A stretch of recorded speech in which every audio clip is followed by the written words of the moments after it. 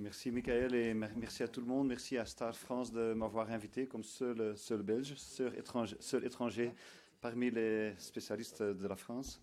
Donc je vais vous parler de la qualité de la vue après implantation FAC avec un implant ICL. Dans notre centre à Anvers, on a beaucoup d'expérience avec les implantations ICL depuis 4 ans à peu près.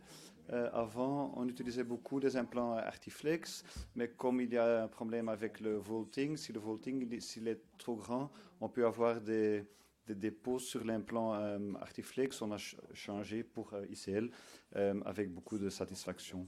Donc au début, on était très très prudent avec 22 cas par an et à partir de maintenant, on fait presque 150 ICL par an.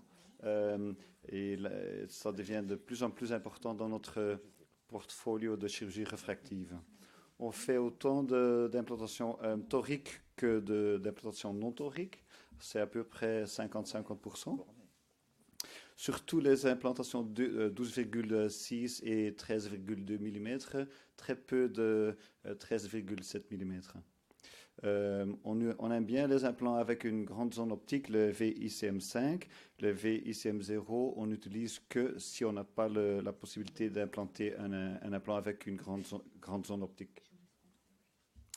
On a vu que les résultats sont très très stables et on utilise non seulement les ICL pour les fortes myopes, mais aussi pour les cornées à risque. Si on voit quelques légères modifications au niveau de la cornée, de la surface de la cornée, et si on n'est pas vraiment sûr qu'on peut faire de la chirurgie réfractive au laser, on choisit un ICL si c'est possible.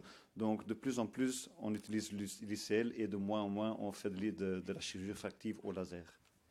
C'est très stable, c'est très sûr, on ne perd pas de Best Corrected Visual Acuity. Il n'y a personne qui a perdu plus que 2 lignes d'acuité visuelle et il y en a qui gagnent plus qu'une ligne.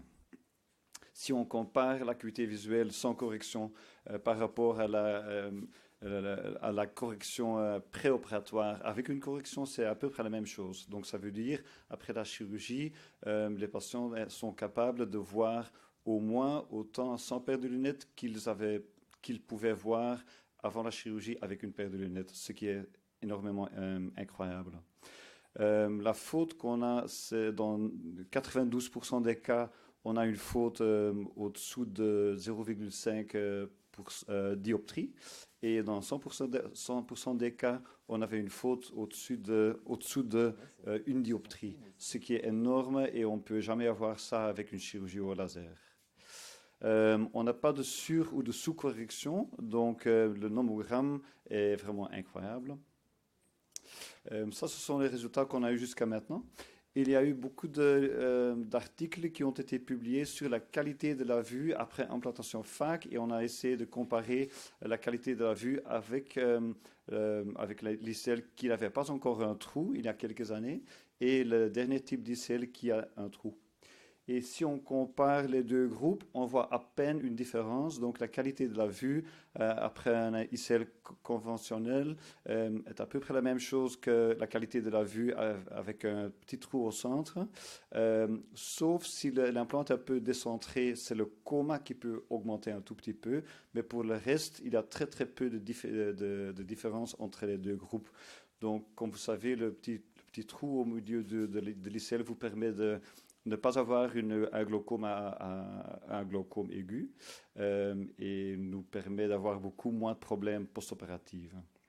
Qu'est-ce qu'on a fait? On a fait une étude subjective, donc on n'a pas fait de mesure, mais on a fait une étude subjective sur la qualité de la vue après implantation FAC. On a utilisé le questionnaire de McCallendon qui a publié un grand article là-dessus, qui a publié un questionnaire et les questions qu'on a posées aux patients, on les a envoyées un email.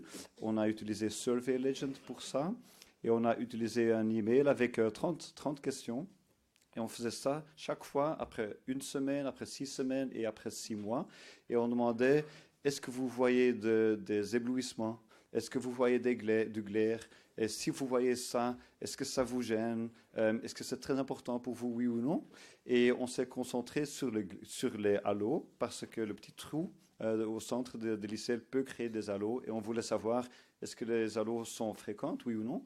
Et est-ce que ça diminue avec le temps? Et qu'est-ce qu'on a vu?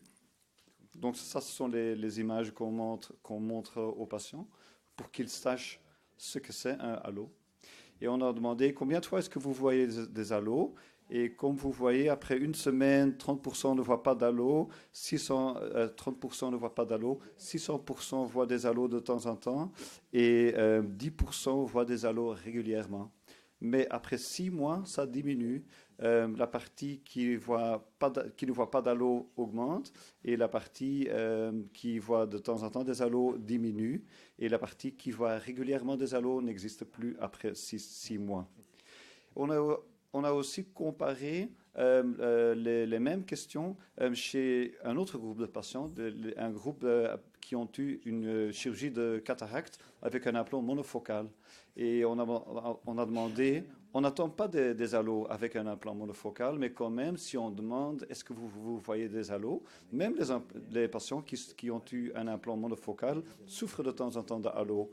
Et on a comparé les halos après ICL avec les implants monofocaux, pseudofac, et on voit que les patients qui ont eu une chirurgie de cataracte avec un implant monofocal voient plus de halos que les patients qui ont eu une implantation avec un ICL, ce qui est vraiment bizarre.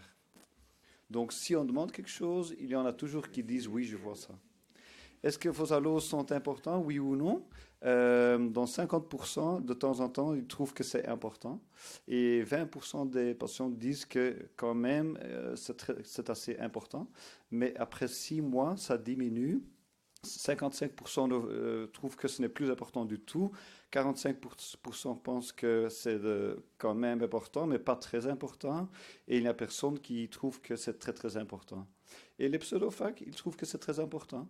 Il y en a quand même 19% des cas avec un implant monofocal pseudofac qui dit que oui, je pense que les halos sont importants. Il y en a 4 qui trouvent que c'est très, très important, les halos, avec un implant pseudofac. Est-ce que ces halos vous gênent, oui ou non? Après une semaine, après 6 mois, ça change un tout petit peu en faveur. Donc, ils ont moins de halos qu'au début. Et même les pseudofacs voient quand même que les halos gênent, même s'ils ont eu un implant monofocal. Donc, le fait que vous posez une question fait que les patients disent de temps en temps « oui, je vois ça ». Donc, en conclusion, qu'est-ce qu'on peut dire?